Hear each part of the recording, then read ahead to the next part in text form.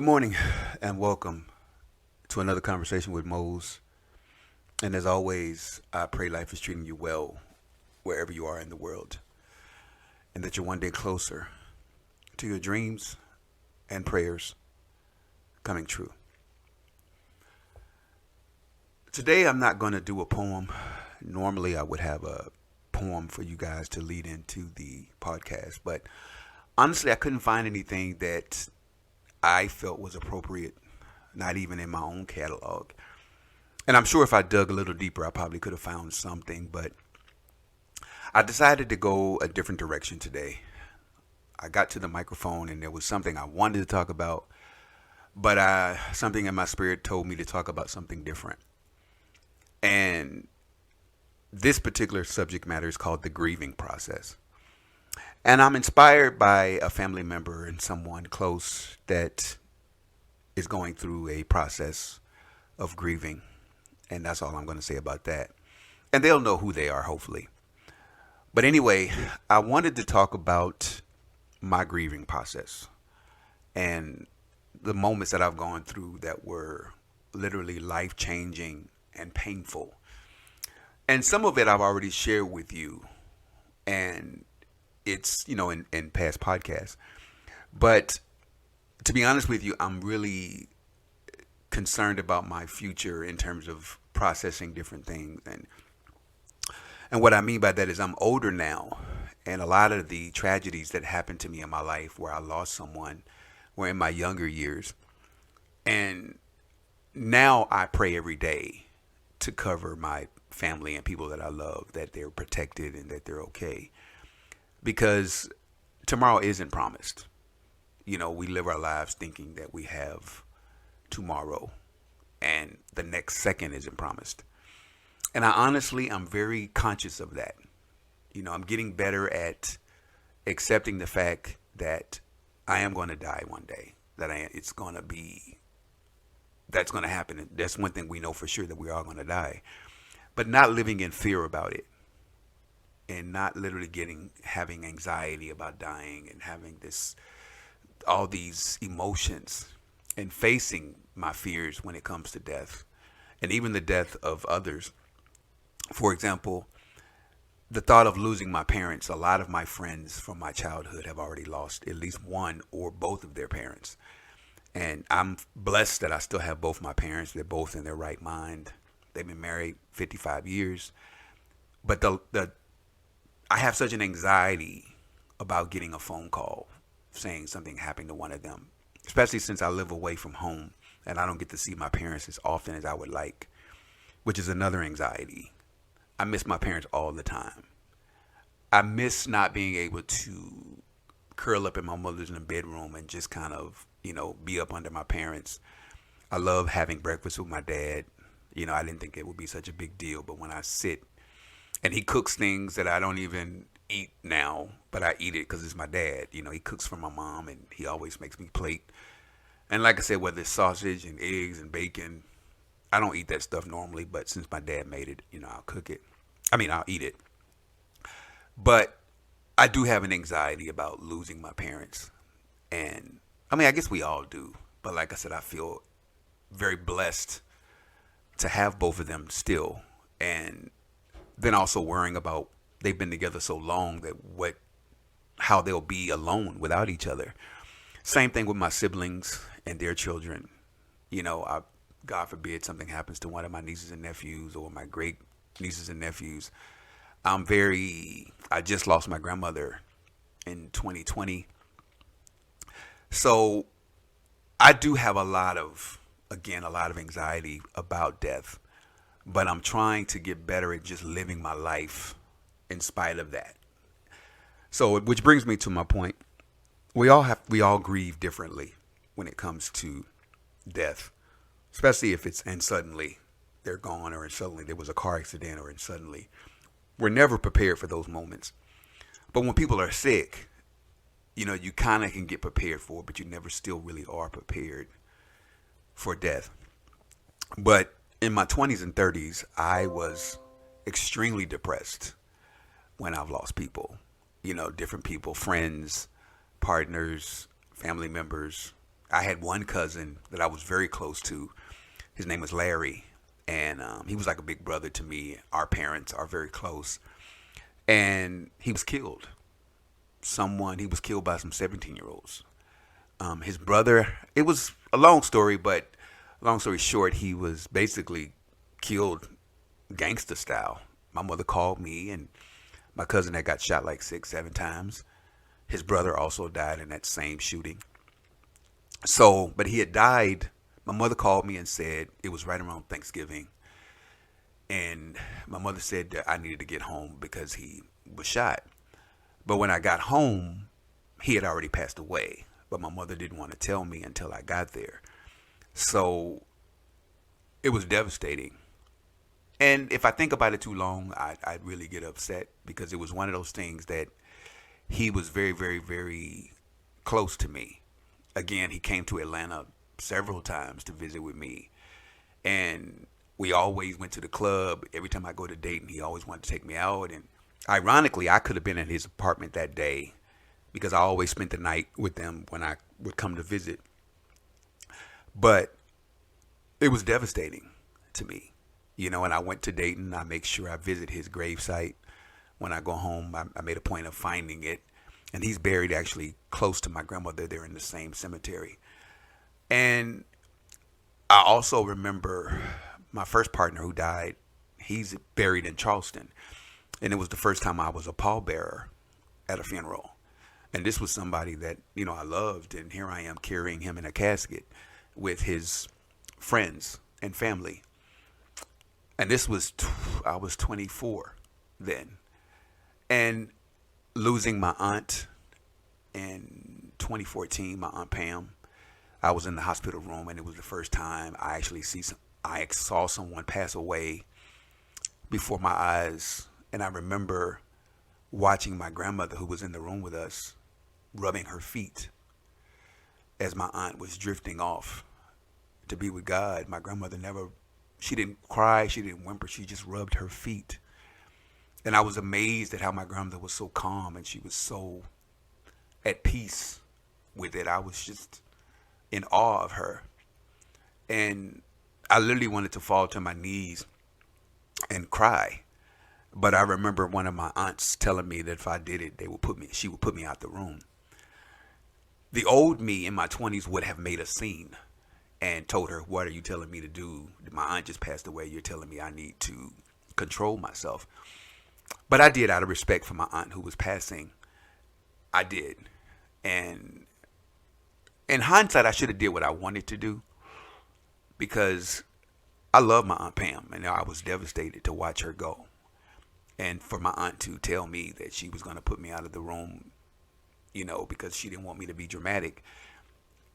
I'm learning you can process death any way you want to. If you want to be angry, be angry. If you want to be sad, be sad. You can't stay there long. And again, I think everybody's process is different. Like for me, I want to be alone. I want to be left alone when I'm going through a process that is painful for me. I know people try to console you. They want to tell you, "Oh, you should feel this way, trust God." Nobody's doubting God. Everybody has to process death their own way. And something it's just like going through a divorce or a breakup.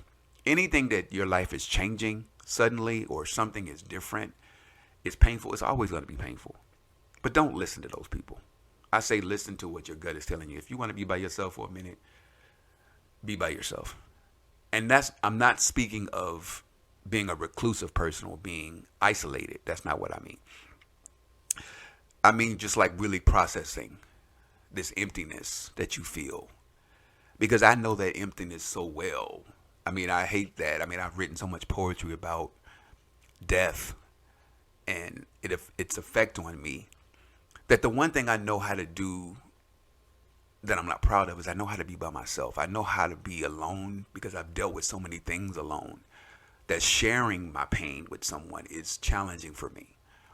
It's very hard for me to just share my pain because I really just want to, other than God, He's the only person I really feel comfortable sharing my pain with.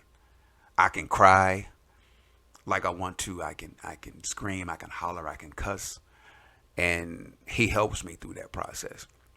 And I don't think everyone understands your process. Like, for example, right now, at this particular juncture of my life, I'm worried about my mental state of mind only because I don't want to lose anybody in this present state because I don't trust myself. I do feel emotionally disturbed about a lot of things, if that's correct. I don't want to hurt myself. I don't want to hurt anybody, but there's a lot of turbulence going on inside of me that I'm really trying to get reconciled with God. Because again, like I want to spend more time with my family and I want to spend more time. And, finances and things have kept me from being able to do some of the things that I want to do. But I'm learning to be present more and more every day and not be beating myself up for the things that I'm not doing or the things that I am doing, but I'm learning to be more present and not thinking about tomorrow. And I believe that's why I enjoy doing the podcast. And like I said earlier, I had no intentions of doing a podcast on grieving, but I decided, again, why not? I've never talked about the grieving process. And the other thing that I do is I write poetry about everything, especially my pain. If you go back, I have 13 books. And if you read any of them, you're going to get some human experience. Meaning it's not about being gay. It's not about being black. It's about, losing your job or not having any money or, missing someone that you love, that you can't hear their voice anymore. It's about wondering if God is listening to you, wondering if you're always going to be in this situation. I remember when my house got broken into a couple times. I was living in Atlanta. The first time I was devastated. My door was open. It scared me. I've never had a gun, so it was kind of, then I had to stay in this house. And I was never the same after that. And then, ironically, a couple years later, I was robbed again, suddenly. And I remember going to church that Sunday, which was weird for me because I went to a church with a friend the day before. And I got robbed on that Monday following that Sunday. And they stole everything. My house was turned upside down, stole family videos.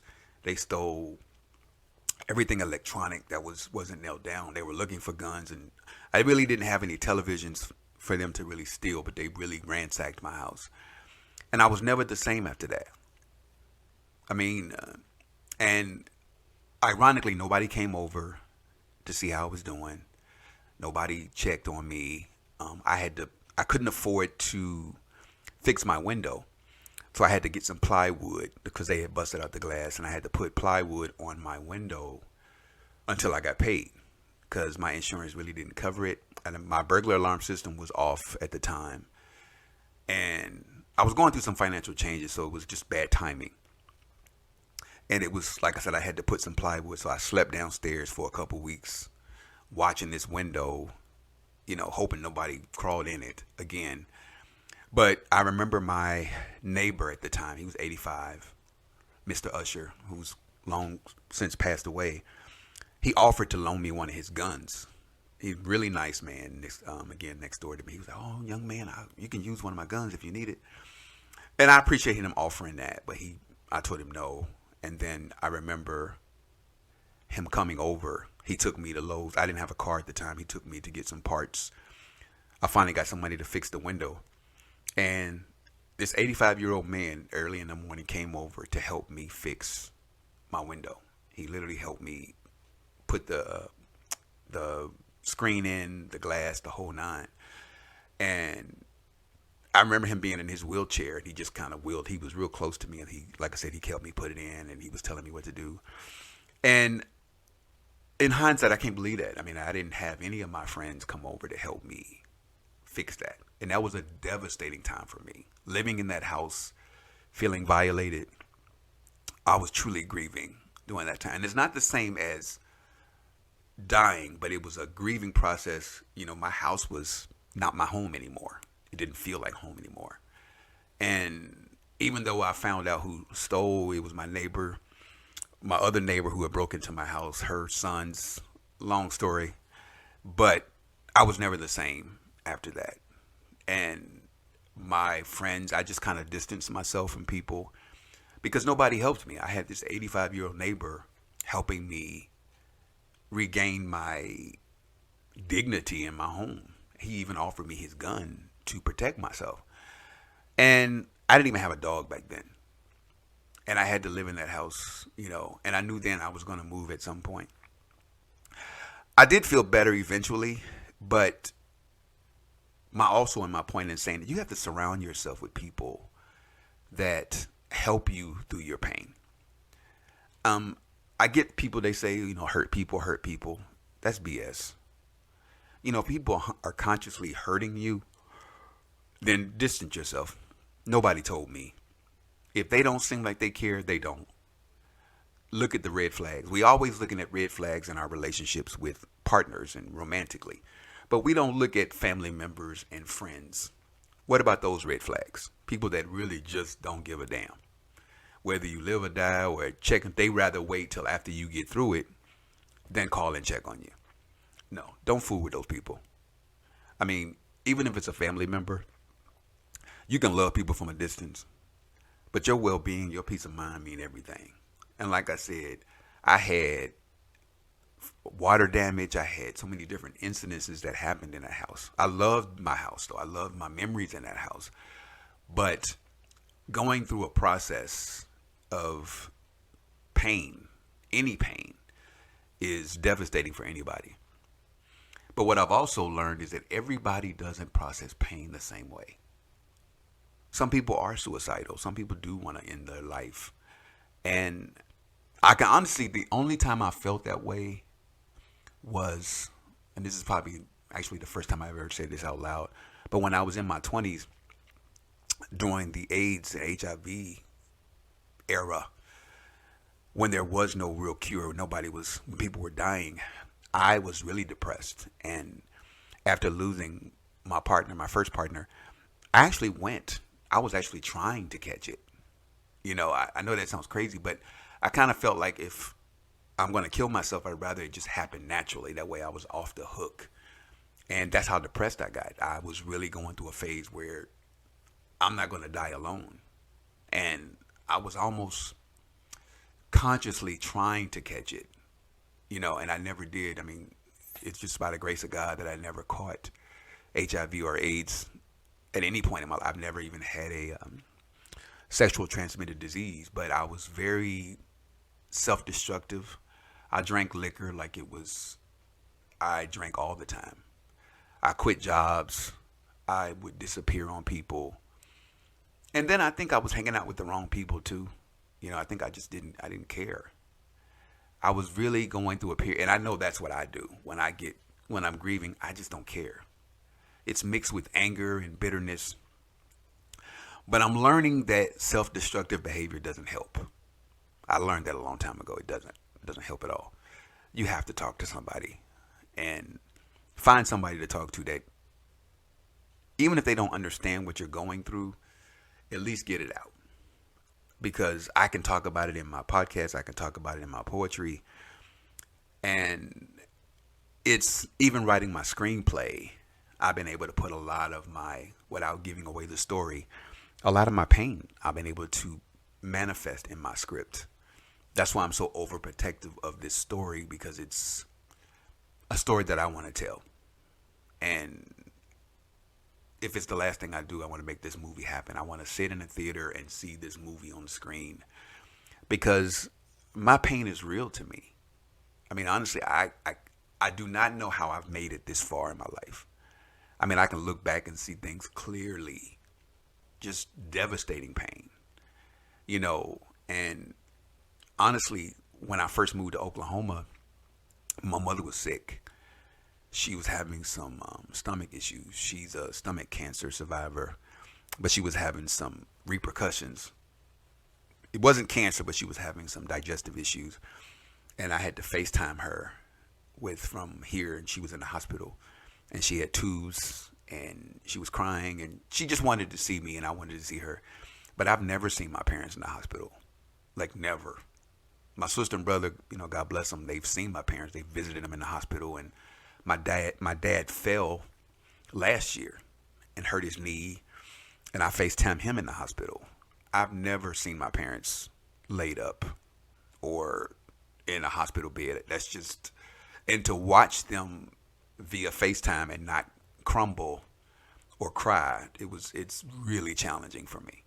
I mean, like, I had to be, they wouldn't have judged me, but I know they worry about me being so far away. But to watch my parents and not be there for them, not be able to take off and just, take a month off to spend some time with my dad and my mother angers me. I go from being sad about seeing and then angry and resentful because I'm not in a position to just up and go for a month and spend time with my parents, which fuels my energy to work harder so I am able to do those things. But which gets back to the beginning of having both my parents. And I remember when my sister had cancer and I went home. I had just got a job in Atlanta. I had been out of work, found out she had cancer, and I told my manager, I know you just hired me, but I need to go see my sister. And he literally delayed my starting date, and I was able to go spend a week with my sister and help her through her beginning stages of cancer. She was stage 4. And it was just, and ironically, I came out to the closet. She told me she had cancer, and I told her I was gay, which in the same conversation. And we both cried, and I remember her calling me to tell me. She didn't want nobody else to tell me that she had cancer. So I was dealing with a lot at that time, and I told her if I'm going to put this on me, then I got to take something off. And she understood, and I understood. And like I said, it's my only sister, and we had that. Matter of fact, I've never looked at my sister the same. I always go to my sister. When I found out I had cancer, I called her first to let her know, what do you think I should do? And I remember her telling me the thing that she learned from her cancer experience was, let's make sure our dad is involved.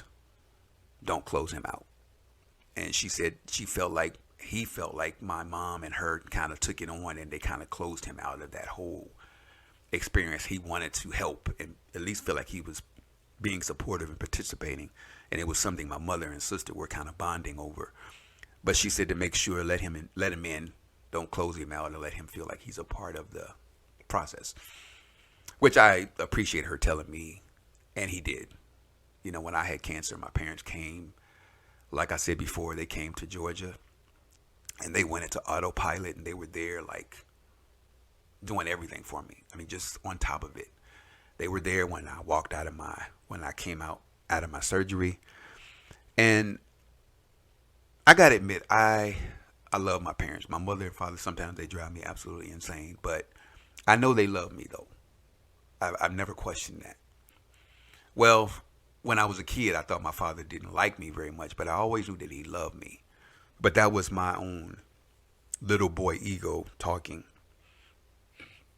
I believe I understand my father now more, him and my mother, better than I ever did. And I can look back and going through the things that I'm going through now, I got that from them. My tenacity, my strength, my ability to endure some of the hardest, most painful things I got from my parents. I truly believe that. Being able to survive, going into survival mode. And no matter what has been thrown my way, I've been able to get through it. And the only thing I think I'm upset about now is I want the rest of my life to be more joyful. Even when the deaths happen, or even when the unsettlies happen, I want to do what I love what I do. So, I don't want to be in a certain space, I guess that's what I'm fighting for. I'm fighting to be in my own space because I can't prevent anything bad from happening. I'm not even going to tell myself that. I just know that, I worry about my sister and brother. I've never lost a sibling to death. I don't know what that's going to look like. I can't imagine that kind of pain. I don't see my sister and brother every day, but I am close to them. They know I would do anything for them, and their children. And I tell them that all the time, and they know. That's the other thing. I'm very clear with my siblings and my parents and my family, I can't worry about what people aren't saying to me. If people aren't telling you they love you every day, and they do, but there are things that I mean, like for example, people always say, when is the best time to say I love you to anybody? I say it whenever you feel like saying it. But don't say it because you need to hear it back. I say I love you just to everybody I care about. I mean, some people say it back, some people don't. My immediate family does, but that's not why I say it.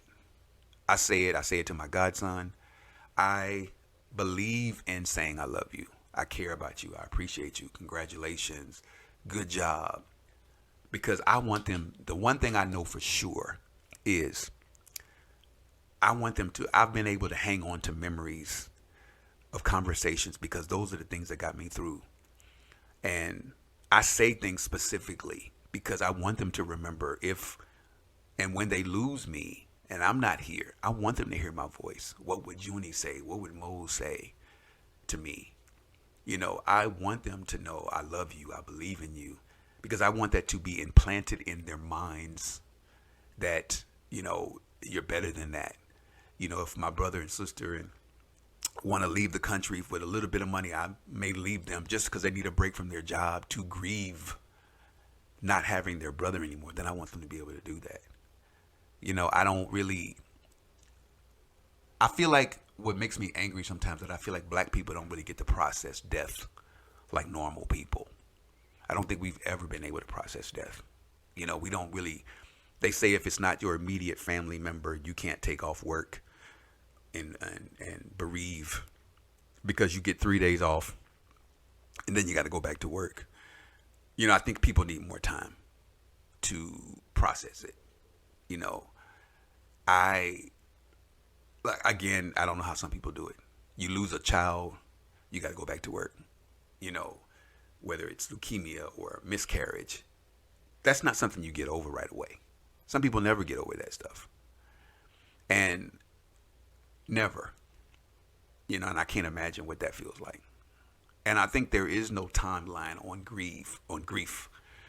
But, I think there needs to be. I think if you lose a parent, you should be able to take off for a month, paid leave. Who wants to go back to work after a week to a job? And, even if you have your own business, it's not, you need a minute to, even if you get divorced or, like I said, lose a job. I know there's different magnitudes to grieving. For example, also, it's not death, but it was the death of my business. I had my own business in my 20s. It was Xavier Entertainment, which I'll talk about in future podcasts. But I had lost my job and there was a lot of things happening and I had to give it up. I had to give up that part. I was managing artists and promoting artists, doing really well. I was really proud of that and I had to give it up. I had to let it go. And I had spent so much money investing in that. And I was really proud of it, but I had to let it go because I couldn't afford to sustain it anymore. And I was depressed about it. Really depressed. Because it was my heart and soul I poured into that. And I couldn't, I felt like I was a failure. Which is another part of my life that I believe is I'm grieving because I do feel like a failure sometimes. I do feel like I could be doing more. My birthday's coming up next month and I'll be 55. And although I've accomplished a lot in my life, I still feel like a failure sometimes. I feel like, I don't look in the mirror. I don't take a lot of pictures anymore of myself. I take some. And honestly, sometimes I think people can see your pain, or I feel like they can see my pain. And people always ask me the same question, what's going to make you happy? Like, why do you seem so sad? And to be honest, being able to do what I want to do. And I'm not saying money is going to fix it. I'm not saying that. Money does, that sense of security, I think is wonderful. But for me, it's being able to come and go as I want. basically freedom, the freedom to be myself, the freedom to, I don't want to punch a clock every day. I don't want to work 8 to 5. I don't want to have a schedule. I don't want to live on somebody else's timeline. I want my own timeline. I like yoga. I like having my own agenda. I don't want to be a part of somebody else's agenda. I honestly hate it. I do. I don't like working for other people. I like working with people, and I like working for my business. But I literally, at this stage of my life, I hate working for other people. I'm just not a fan of it. I really don't like being told what to do, when to do it, how to do it. I don't want to get permission from somebody when I can go on vacation. And I know the more I'm not bitter, but I know I can be an asshole. I know I am that guy. If you're talking to me crazy, I'm talking to you crazy. I don't have as much patience as I used to have. And I think that means I need to work for myself. So everything I do is about working for myself, because I am grieving for myself, because I want more for my life. And I don't think it's easy. And I know I'm not the only one that feels that way. And which gets back to the earlier part of my podcast, is that I don't want to lose anybody feeling the way I'm feeling now, because I feel like it's going to magnify, and I don't want to be bitter. And that's one of the things I ask God to help me with. Help me with my pain. Help me to be patient with myself. Help me not to be so hard on myself. Help me to be not so hard on the people that don't always understand what I'm feeling. Because it does frustrate me when you're explaining to people how you feel, why you feel that way, and they don't necessarily totally understand. And maybe they do to some degree, but a lot of times they don't. Which gets back to the beginning, is that we all grieve differently. We all handle pain differently. And pain comes in so many different forms. And there's nothing worse than having like 6 or 7 pains that you're dealing with at the same time, Because if you're going through a divorce, or if you're going through something in your relationship, you still got to be a good mother. You still got to be a good dad. You still got to be a good son. That's 24 hours. You still want to be a good friend. It's hard to juggle all those things sometimes. And I'm a firm believer in taking a break and saying, you know what, I need to take a minute. So my point in this podcast is, be honest about your pain. Whether it's losing someone or, like I said, all of our pains are different. But pain is pain. It doesn't matter what form it comes in. And don't be afraid to talk to God honestly about how you feel. I'm a firm believer. Scream, holler, cuss, because he knows your heart. But I would never encourage anybody to hurt themselves. I mean, I told you all those things about my life because I wanted you to know that you're not the only one that feels self-destructive. And to this day, that's why I don't drink liquor the way I used to drink it. But if I can be there for you, as a friend, and you have my number, or you have a way of contacting me, I don't mind listening to people. I really don't. I don't mind listening. And there are some experiences I have no idea what to tell people. The only thing I can do is be there, give them a hug, encourage, take you to lunch, make you laugh, make you smile, but I can't fix it for you. I wouldn't try. But I hope you got something from this podcast. Again, I really wanted to just be honest and transparent, and I'm glad I decided to go this direction, because again, I think we talk about all the joyous things in our life, but we don't really talk about pain very much, because I think it's people don't want to deal with it. But I think we should, like we do everything else. We're strong people. We need to face our fears and, live our best life. But I did want to say, take the time to be present in your life. Enjoy the coffee. Enjoy the glass of wine. Enjoy your children. Enjoy the barbecues, especially since 4th of July is coming up for those who celebrate 4th of July. Actually, just take in each moment. Call somebody you love. Tell that person you love them. Text somebody you say, I love you, I'm proud of you. For no reason. Just text them and say it. I'm sure they won't. The one thing I know for sure is that nobody's ever going to tell you to stop saying I love you. Nobody's ever going to tell you to say, don't say that anymore. No, I'm not talking about crazy, stalky, obsessive love. I'm talking about people that genuinely love somebody. Nobody's ever going to say, "Don't tell me you love me." Not going to happen. So anyway, I pray life is treating you well wherever you are in the world, and that you're one day closer to your dreams and prayers coming true. Thank you for listening.